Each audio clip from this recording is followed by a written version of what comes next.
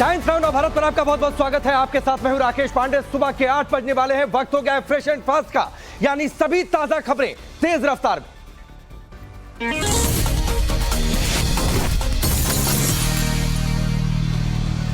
शुरुआत करते हैं बड़ी खबर के साथ। बड़ी खबर प्रधानमंत्री मोदी को लेकर अमेरिकी दौरा समाप्त हो गया है। अमेरिकी दौरे को लेकर इस वक्त की सबसे बड़ी खबर, प्रधानमंत्री मोदी ने अमेरिका से आगे बढ़ने से पहले भारतीयों को संबोधित किया। H1B वीजा को लेकर बड़ी खुशखबरी दी है।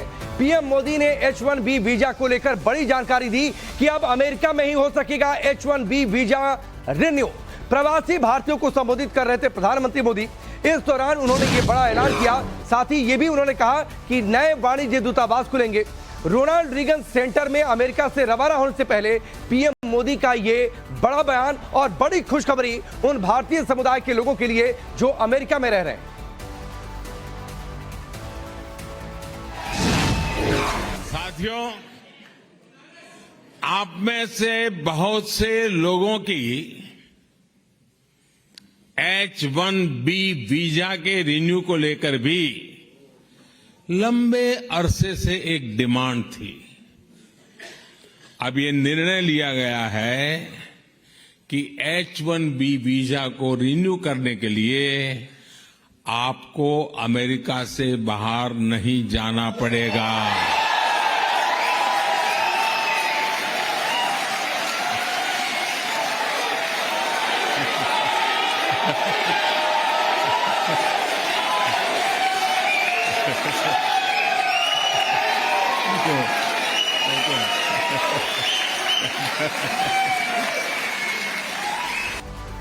तो रोनाल्ड रीगन सेंटर से प्रधानमंत्री मोदी का यह बड़ा ऐलान। आखिरी पड़ाव अमेरिकी दौरे का यह था जब रोनाल्ड रीगन सेंटर में भारतीय समुदाय को संबोधित कर रहे थे पीएम मोदी।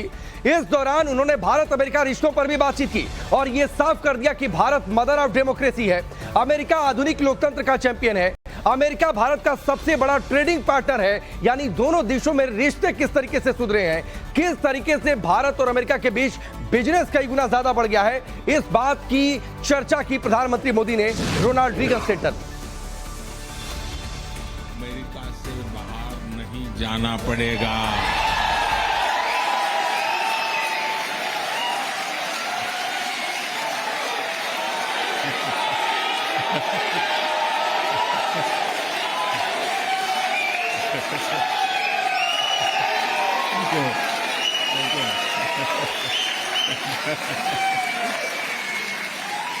गुलामी ने ये आत्मविश्वास कि H1B वीजा को रिन्यू करने के लिए आपको अमेरिका से बाहर नहीं जाना पड़ेगा।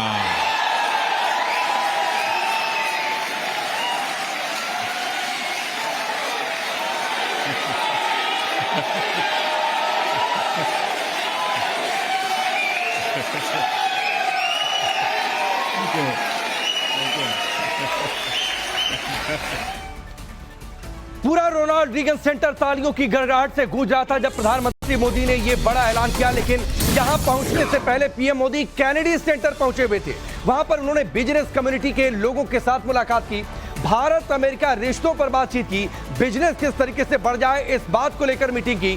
USISPF के कार्यक्रम में पीएम मोदी ने संबोधन दिया और इस दौरान भारत अमेरिका संबंधों पर बातचीत की और ये दो टूक कह दिया कि भारत अमेरिका का सहयोग बेहतर विश्व के लिए है। पार्टनरशिप दोनों देशों के हित में है। बीते 3 दिन में कई ऐतिहासिक कदम उठाए गए हैं और दोनों देश सबसे भरोसेमंद पार्टनरशिप की ओर तेजी से आगे बढ़ रहे हैं। जिस एक बात ने मुझे सबसे ज्यादा आत्मविश्वास दिया वो है भारत और अमेरिका की पार्टनरशिप।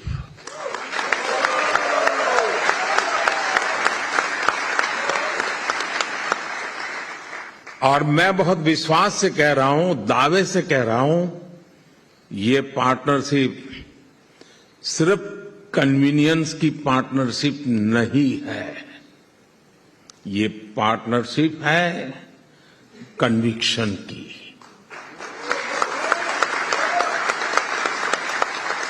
ये पार्टनरशिप है कंपैशन की और ये पार्टनरशिप है एक बेहतर विश्व के लिए शेयर्ड कमिटमेंट की।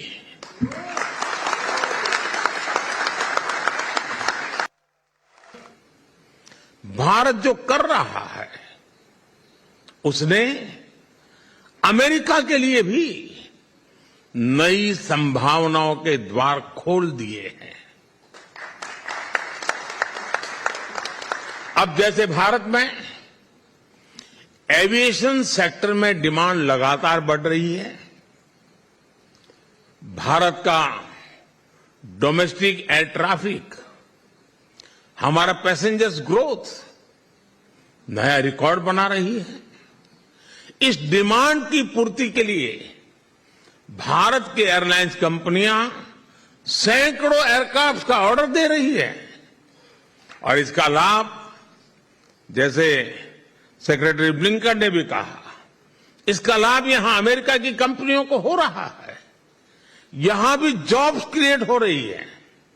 साथियों, डिफेंस सेक्टर में भारत और अमेरिका की पार्टनरशिप को मेरी इस विजिट में एक नई ऊंचाई मिली है। कल जब मैंने कांग्रेस में इस बारे में बात की थी तो पूरे सदन में तालियों की गड़गड़ाहट रुकने का नाम नहीं ले रही थी। ये स्वागत हो रहा था।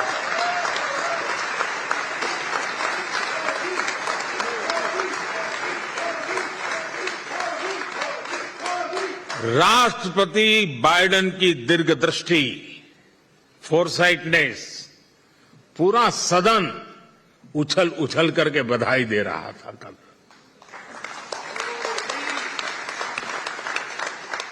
Bharat America defence partnership America के करीब करीब हर स्टेट के लोगों के साथ एक विशिष्ट प्रकार का नाता बना रहा है। तो किस तरीके से बिजनेस मीटिंग्स में प्रधानमंत्री मोदी ने एक बड़ी शुरुआत की, बड़े संबंधों की चर्चा की। अमेरिका में पीएम मोदी का सम्मान अमेरिकन सिंगर मैरी मिलबेन ने किया और इस दौरान उन्होंने प्रधानमंत्री मोदी के पैर छू लिए। रोनाल्ड रीगन सेंटर में मिलबेन ने प्रधानमंत्री मोदी के पैर छुए। तो इस वक्त की ये बड़ी तस्वीर, चूंकि अब प्रधानमंत्री मोदी का ये दौरा अमेरिका का समाप्त हो चुका है, मिस्र के दौरे पर रवाना हो चुके हैं, लेकिन इस दौरान एक बड़ी तस्वीर आई है रोनाल्ड रीगन सेंटर से, जहां पर सिंगर मैरी ने प्रधानमंत्री मोदी के पैर छू लिए।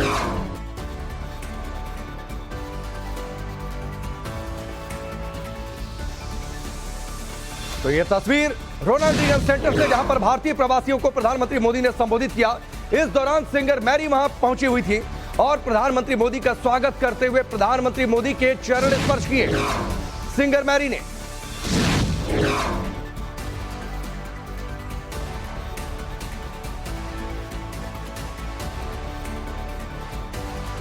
तो ये एक अलग तस्वीर, लेकिन इस दौरान भारत अमेरिका सबसे बड़े स्ट्रैटेजिक पार्टनर के तौर पर उभर रहे हैं और इसीलिए स्ट्रैटेजिक पार्टनरशिप फोरम में प्रधानमंत्री मोदी ने कहा कि हम चुनौती को भी चुनौती देते हैं। चैलेंजेस हिंदुस्तान को पसंद है, भारत को विकसित देश बनाने का टारगेट है और ये टारगेट बहुत जल्द पूरा होने वाला है।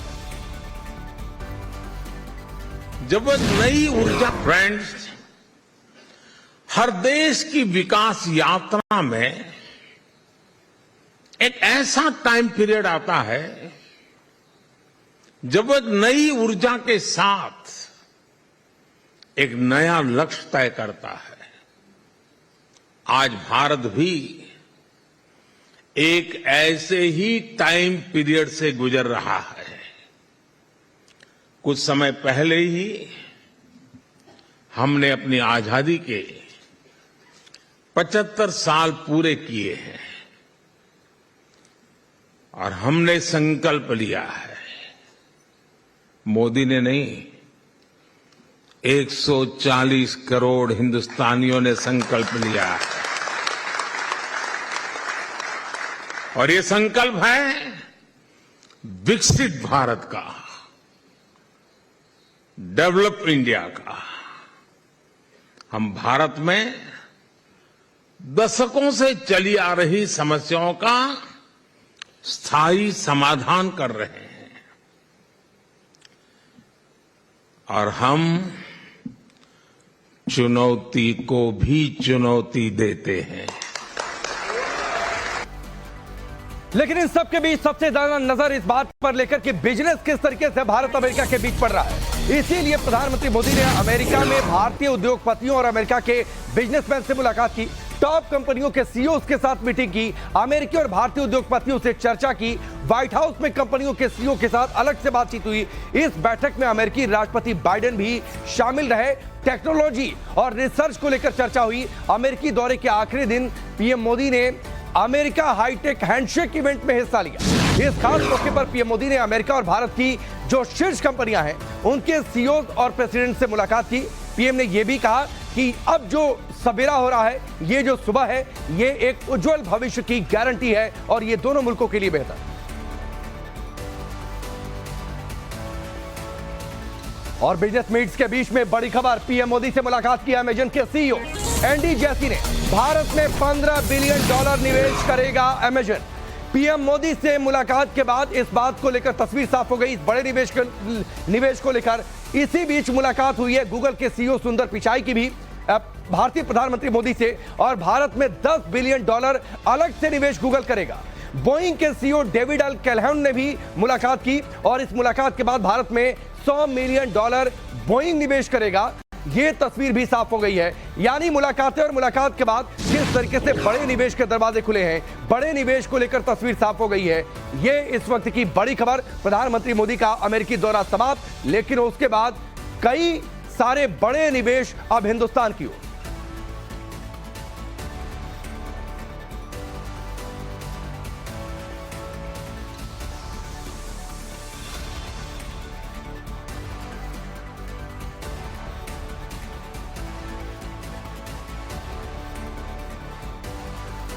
तो प्रधानमंत्री मोदी का यह दौरा, अमेरिका दौरा किस तरीके से ऐतिहासिक रहा है, इसकी चर्चा लगातार हम कर रहे हैं। पीएम मोदी ने अपनी यात्रा के दौरान भारत और अमेरिकी उद्योगपतियों के दिग्गज कारोबारियों से मुलाकात की, जिसका हम जिक्र कर रहे थे। और इसका असर यह हुआ है कि भारत में कई कंपनियां निवेश के लिए तैयार हैं, आगे आ रही हैं। अब आपको कुछ कंपनियों की भारत में इन्वेस्टमेंट प्लानिंग की डिटेल आपको बताते हैं, जिसकी चर्चा कर रहे थे। सबसे पहले बात बड़ी कंपनी गूगल की।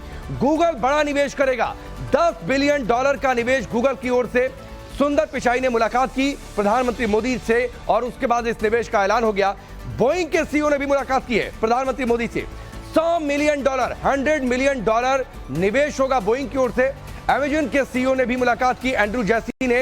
$15 बिलियन निवेश होगा अमेजन की ओर से। इसके साथ ही माइक्रोन ने ऐलान किया है कि $2.75 बिलियन का निवेश होगा, ताकि जो चिप बनाने का काम है वो बहुत तेज गति से आगे बढ़े और जो सप्लाई चेन है वर्ल्ड में, वो सप्लाई चेन दुरुस्त हो सके।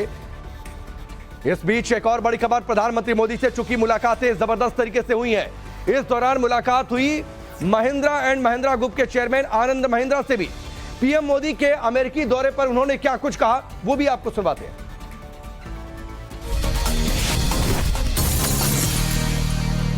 Earlier, it was always about India coming, having certain needs for its growth. What I sensed was a very, very strong interdependency on this trip. I think America has recognized that India is today key to its own long-term growth prospects. And that is what excites me about this trip. प्रधानमंत्री Modi America से रवाना हो चुके हैं, लेकिन रवाना होने से पहले पीएम मोदी को स्पेशल गिफ्ट दिया गया। क्या खास है इसमें, 30 सेकंड में आपको समझाते हैं। अमेरिकी राष्ट्रपति जो बाइडेन ने पीएम मोदी को एक स्पेशल गिफ्ट दिया। बाइडेन ने प्रधानमंत्री मोदी को खास टी शर्ट तोहफे में दी। इस टी शर्ट में लिखा है कि भविष्य एआई है, यानी भारत और अमेरिका। इस दौरान वहां एप्पल के सीईओ टिम कुक, गूगल के सीईओ सुंदर पिचाई समेत कई कंपनियों के सीईओ मौजूद थे। बता दें कि पीएम ने भी शुक्रवार को अमेरिकी संसद में एआई शब्द का जिक्र करते हुए कहा था कि भारत और अमेरिका के रिश्ते नई ऊंचाइयों को छू रहे हैं। तो अमेरिकी राष्ट्रपति जो बाइडेन ने प्रधानमंत्री मोदी को स्पेशल गिफ्ट दिया है। बाइडेन ने प्रधानमंत्री मोदी को खास टी शर्ट तोहफे में दी है। इस टी शर्ट में लिखा है कि भविष्य एआई है, यानी भारत और अमेरिका, अमेरिका और भारत जिसका हम जिक्र कर रहे थे इस रिपोर्ट में, और इसका जिक्र प्रधानमंत्री मोदी ने जब अमेरिकी संसद को संबोधित कर रहे थे उस दौरान भी किया था। अमेरिकी यात्रा प्रधानमंत्री मोदी की पूरी हो चुकी है। अमेरिका से मिस्र के लिए रवाना हो चुके हैं पीएम मोदी। मिस्र के 2 दिन के राजकीय दौरे पर प्रधानमंत्री मोदी रहेंगे। इस दौरान राजधानी काहिरा में पीएम मोदी का भव्य स्वागत होने वाला है। इस राजकीय यात्रा के दौरान इस वक्त की बड़ी खबर, अमेरिका का 3 दिनों का दौरा समाप्त, और इस 3 दिनों के दौरे के बाद अब प्रधानमंत्री मोदी मिस्र के रास्ते पर हैं। इस वक्त वहां पर राजधानी काहिरा में उनका भव्य स्वागत हुआ होगा। 2 दिन का राजकीय दौरा मिस्र का।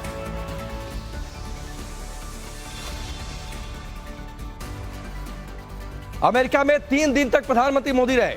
जहां भी गए वहां पर मोदी मोदी के नारे गूंजते रहे। पीएम मोदी भारत और भारतीय लोकतंत्र का डंका बजाते हुए दिखाई दिए। लेकिन हिंदुस्तान में समाजवादी पार्टी के सांसद उल्टा बयान देकर चौंका रहे हैं। खबर मुरादाबाद से है, जहां पर सपा सांसद एसटी हसन ने अजीबोगरीब बयान दिया। पीएम मोदी के डीएनए में लोकतंत्र नहीं है, मुसलमानों को टारगेट करने की राजनीति हो रही है। ओछी सियासत ने सांप्रदायिक सौहार्द को बिगाड़ दिया है, ये बात कही है एसटी हसन ने।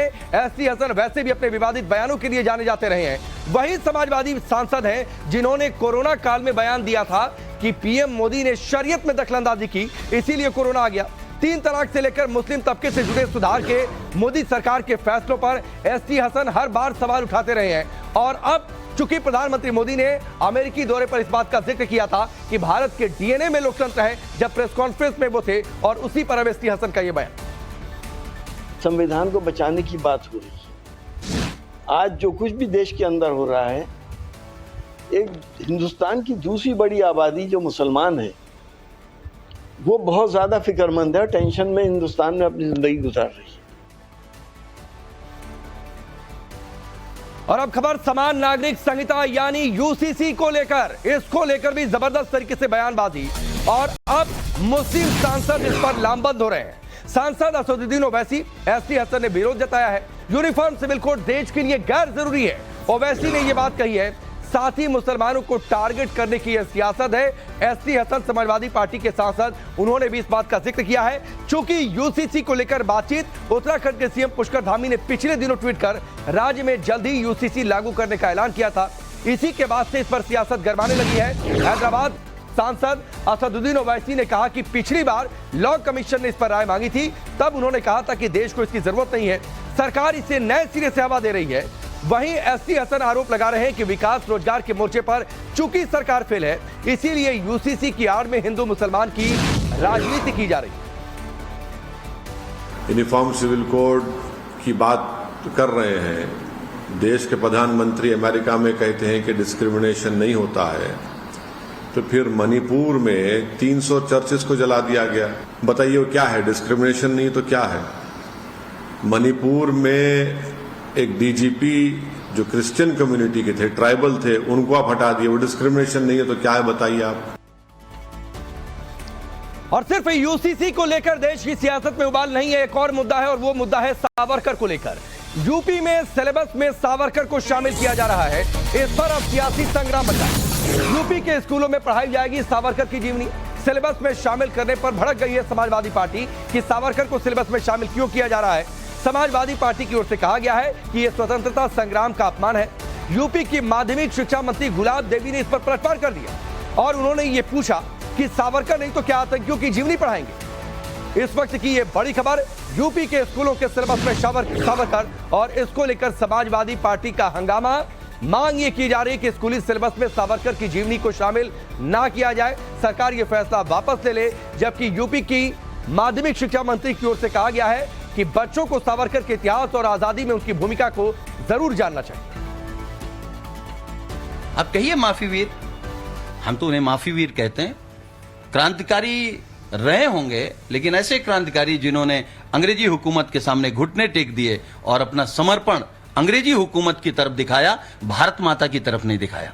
बच्चों को वीर सावर जी के साथ साथ जितने भी हमारे क्रांतिकारी वीर हुए, सभी की गाथाएं पढ़ाई जानी चाहिए। यदि हम उनकी गाथा नहीं पढ़ाएंगे तो क्या आतंकवादियों के बारे में बताएंगे उनको, जो हमारे जीवन के आदर्श रहे हैं, जिन्होंने हमें आजादी दिलाई है। तो यूपी के सिलेबस में वीर सावरकर को पढ़ाया जाएगा। कुछ डिटेल आपको ग्राफिक्स के जरिए बताते हैं। 9वीं क्लास में सावरकर की जीवनी पढ़ाई जाएगी। सिर्फ सावरकर नहीं, 50 अन्य महापुरुषों की जीवनी को भी सिलेबस में शामिल किया गया है। जो मोरल एजुकेशन का सिलेबस है उसमें शामिल मौजूदा जो सेशन है उससे ही पढ़ाने की तैयारी है, ताकि इसी साल से इसको पढ़ाया जा सके। यूपी के 27,000 स्कूलों में पढ़ाई जाएगी सावरकर की जीवनी। यूपी के 1 करोड़ छात्र जीवन गाथा पढ़ेंगे। बीजेपी ने 2022 का जो चुनाव था उसमें ही चुनावी वायदा किया था कि अगर सरकार में आती है तो सिलेबस में शामिल किया जाएगा सावरकर को। और अब खबर यूपी से, यूपी के बरेली से, जहां पर एक बच्चे की जीप का ऑपरेशन करवाने गए तो उसका खतना कर दिया गया। क्या है यह पूरा मामला, 30 सेकंड में आपको बताते हैं। यूपी के बरेली से एक चौंकाने वाला मामला सामने आया है। यहां अस्पताल में 2.5 साल के बच्चे के जीप का ऑपरेशन किया जाना था, लेकिन आरोप यह है कि जीप के ऑपरेशन की जगह मासूम का खतना कर दिया गया। इस बारे में पता चलते ही हिंदू संगठनों ने बवाल शुरू कर दिया। बच्चे के परिजन ने एम खान हॉस्पिटल की शिकायत पुलिस से की है। फिलहाल डॉक्टर्स का पैनल पूरे मामले की जांच कर रहा है। इसके बाद ही आगे की कार्रवाई की जाएगी। और चलिए अब खबर देश को गौरवान्वित करने वाली, जिसको लेकर यूपी का सुल्तानपुर पूरी तरीके से तैयार है। पूर्वांचल एक्सप्रेसवे पर लड़ाकू विमान आज करतब दिखाने वाले हैं। एक्सप्रेसवे की एयर स्ट्रिप पर विमानों के उतरने का रिहर्सल किया जाएगा। एयर स्ट्रिप पर उतरेंगे इंडियन एयरफोर्स के बड़े जंगी जहाज, लैंड करेंगे। एयर शो आपको देखने को मिलेगा। 24 से 25 जून तक यानी 2 दिनों तक एक्सप्रेसवे पर 12 किलोमीटर का रूट डाइवर्ट किया गया है। इसलिए अगर आप पूर्वांचल एक्सप्रेसवे का इस्तेमाल करने वाले हैं तो उस एयर स्ट्रिप के रूट को आप डाइवर्ट कर दीजिएगा, यानी वहां पर मत जाइएगा। पूर्वांचल एक्सप्रेसवे पर आज से 2 दिन के लिए विमानों के उतरने की रिहर्सल होगी। इसके साथ ही पूर्वांचल एक्सप्रेसवे पर एयर शो का कार्यक्रम भी होगा। इस बीच एयर शो से पहले सेना के अफसरों ने पूर्वांचल एक्सप्रेसवे पर एयर स्ट्रिप का निरीक्षण भी किया।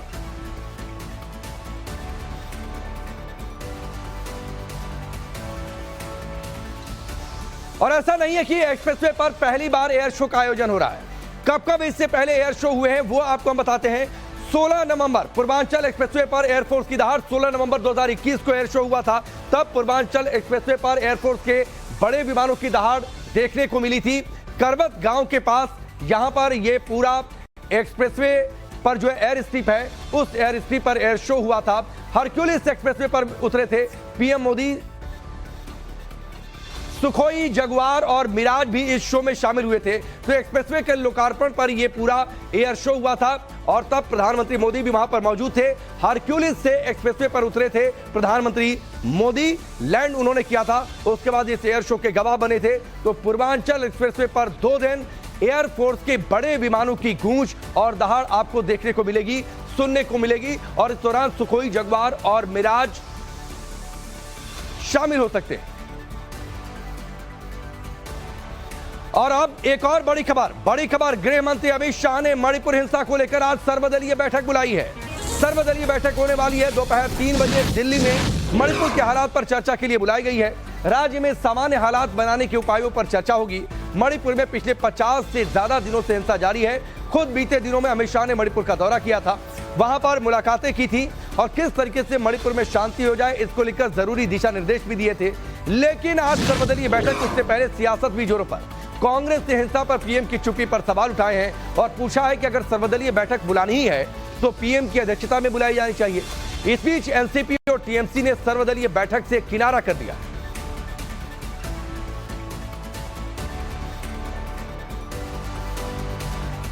तो मणिपुर हिंसा को लेकर यह सर्वदलीय बैठक दोपहर 3 बजे। करीब 2 महीने से जारी हिंसा की आग कब भड़की और राज्य को अब तक कितने का नुकसान हो चुका है, उन आंकड़ों को आपके सामने रखते हैं। 3 मई को हिंसा शुरू हुई थी मणिपुर में। अभी भी ये हिंसा पूरी तरीके से शांत नहीं हुई है। मणिपुर अभी भी पूरी तरीके से शांत नहीं हुआ है। मैतेई कुकी समुदायों में झड़प के बाद हिंसा हुई और धीरे धीरे मणिपुर के अलग अलग इलाकों में ये फैलती चली गई। हिंसक झड़पों में अभी तक 100 से ज्यादा लोगों की मौत हो गई है और अब तक करीब 10,000 घर जलाए जा चुके हैं। हिंसा की भेंट चढ़ चुके हैं। 4100 से ज्यादा आगजनी की घटनाएं हो चुकी हैं। तो लगातार नुकसान, 10,000 से ज्यादा घर जलाए जा चुके हैं। अलग अलग आगजनी की घटनाओं में 4100 से ज्यादा आगजनी की घटनाएं हुई हैं। हजारों लोगों ने पलायन कर दिया है। इसके साथ ही हजारों लोग शिविरों में, जो शेल्टर होम बने हुए हैं, उन शेल्टर होम में जाकर उन्होंने शरण ले रखी है। और अब बड़ी खबर जम्मू कश्मीर से, जहां पर दौरे पर पहुंचे हुए हैं केंद्रीय गृह मंत्री अमित शाह। तो उनके जम्मू कश्मीर दौरे को लेकर बड़ी खबर। कश्मीर दौरे पर केंद्रीय गृह मंत्री अमित शाह। मोदी सरकार के 9 साल की उपलब्धियां उन्होंने गिनाई हैं। जम्मू कश्मीर में लोकतंत्र की नई सुबह है। जम्मू कश्मीर में बदलाव हो रहा है। इस बदलाव को लोग स्वीकार कर रहे हैं। कश्मीरी युवाओं के बदलाव से जुड़ने की भी उन्होंने अपील की है। आज श्रीनगर में बलिदान स्तंभ का भी वो शिलान्यास करने वाले हैं। तो जम्मू कश्मीर के दौरे पर गृह मंत्री अमित शाह, और इस दौरान उन्होंने कहा कि पत्थर और हथियार चलाना कश्मीरी युवाओं का भविष्य नहीं है। उनका भविष्य हाथ में लैपटॉप लेकर जम्मू कश्मीर और देश के विकास के साथ जुड़ने में।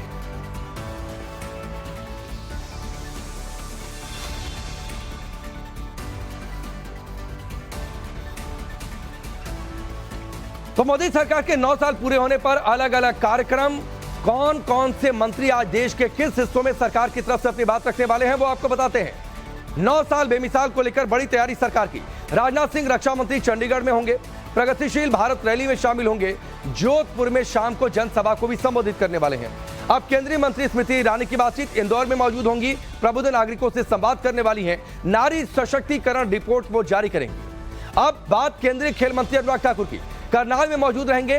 गौरवशाली भारत रैली का हिस्सा बनेंगे। सीएम मनोहर लाल की अध्यक्षता में ये रैली की जा रही है। तो बड़ी खबर है, अब एक शख्स ने देश में ट्रैवलिंग कर नया रिकॉर्ड बना दिया है। नया रिकॉर्ड बना है। कौन है ये शख्स? 30 सेकंड में आपको पूरी रिपोर्ट दिखाते हैं। 18 महीने में 63,000 किलोमीटर से ज्यादा का सफर तय करने वाले इस शख्स ने India book of world record बनाया है। अपनी गाड़ी के जरिए शख्स ने देश के अलग अलग हिस्सों को कवर किया और इसका वीडियो जारी किया है। 1.5 साल में तहजून ने 100 नेशनल पार्क, 50 से ज्यादा टाइगर रिजर्व विजिट किए। इसके साथ ही कई ऐतिहासिक इमारतों की खूबसूरती कैमरे में कैद की। खास बात यह भी है कि तहजून ने पूरा सफर अकेले ही किया।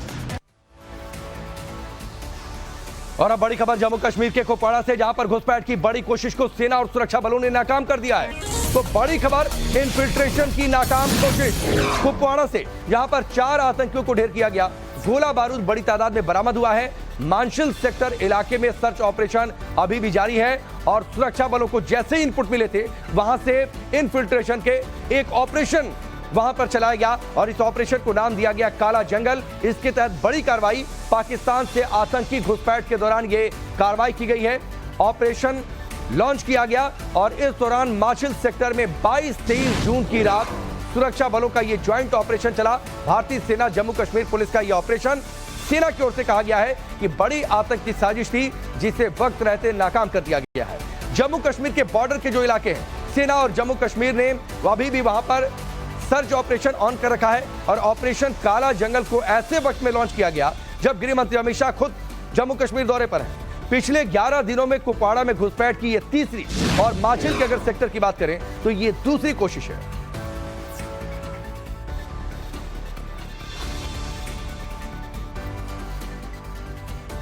तो ऑपरेशन काला जंगल, इस दौरान आतंकियों का एनकाउंटर, लेकिन इस दौरान हथियारों का जो जखीरा मिला, क्या क्या उनकी डिटेल्स है वो आपके सामने रखते हैं। हाल के दिनों में सबसे बड़ी ये बरामदगी है। AK-47 राइफल बरामद की गई है। इसके साथ ही गोलियों की मैगजीन बरामद की गई है। कारतूस बरामद किए गए हैं बड़ी तादाद में 218। हैंड ग्रेनेड 4 बरामद किए गए हैं। 3 पिस्टल की मैगजीन 5 बरामद की गई है। इसके साथ ही ड्रग्स भी बरामद किया गया है। 55 किलो ड्रग्स वहां पर बरामद किया गया। कुपवाड़ा में मारे गए 4 आतंकियों के पास से यह बरामदगी हुई है। जिस बड़ी तादाद में गोला बारूद बरामद हुआ है, वो बता रहा है कि आतंकी किसी बड़ी आतंकी घटना को अंजाम देने के लिए पूरी तैयारी के साथ आए हुए थे। उधर पुंछ में भी सेना और आतंकियों के बीच मुठभेड़ हो रही है। 30 सेकंड में पूरी रिपोर्ट आपको दिखाते हैं। जम्मू कश्मीर के पुंछ में एक बार फिर भारतीय सेना की आतंकवादियों से मुठभेड़ हुई है। इलाके में आतंकियों की मूवमेंट देखने के बाद सैनिकों ने एरिया को घेर लिया और छिपे हुए आतंकियों के खिलाफ फायरिंग शुरू कर दी। फिलहाल पूरे इलाके को कॉर्डन ऑफ कर दिया गया है। चप्पे चप्पे पर सुरक्षा बलों की तैनाती की गई है। टेररिस्ट के खिलाफ सेना का ऑपरेशन जारी है। जम्मू कश्मीर के पुंछ से एक बार फिर भारतीय सेना की आतंकवादियों के साथ वहां पर मुठभेड़ चल रही है। इलाके में आतंकियों की मूवमेंट दिखने के बाद सैनिकों ने एरिया को घेर लिया। छिपे हुए आतंकी के खिलाफ फायरिंग शुरू कर दी। चप्पे चप्पे पर सुरक्षा बलों की तैनाती है। और इस बीच एक और बड़ी खबर यूपी के प्रयागराज से, जहां पर माफिया अतीक अहमद की बेनामी संपत्ति पर शिकंजा कसा जा रहा है। ईडी का नया एक्शन शुरू होने वाला है। अतीक गैंग पर बड़े एक्शन की तैयारी में ईडी जुटी हुई है। माफिया की बेनामी संपत्ति की जांच का दायरा बढ़ा दिया गया है। अतीक गैंग के पीड़ित किसानों को टारगेट की एक लिस्ट बना रही है पुलिस, ताकि उन्हें राहत मुहैया करवाई जा सके। पीड़ित किसानों के बयान दर्ज कर अब बड़ी कार्रवाई की तैयारी है। ईडी ने अप्रैल महीने में अतीक गैंग से जुड़े बिल्डरों के ठिकानों पर छापेमारी की थी। ईडी को तब मौके से बड़े पैमाने पर किसानों की जमीन के दस्तावेज हाथ लगे थे। कई किसानों ने इस बात की शिकायत की थी कि अतीक के गुर्गों ने उनकी जमीन पर कब्जा कर रखा हुआ है।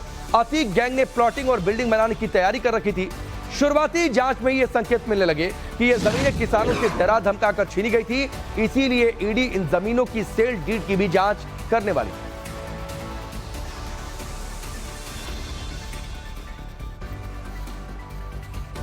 और चलिए आगे बढ़ते हैं। 1 मिनट में देखिए देश के अलग अलग हिस्सों से आई खबरों का फ्रेश एंड फास्ट डोज। झूठ नहीं बोला, पहले फास्ट कर चुका था, मैं नंबर डाले। जमकर मारपीट हो गई। बताया जा रहा कि टोल पर 51 रुपए कटने पर बीजेपी नेता नाराज हो गए, गाली गलौज शुरू कर दी।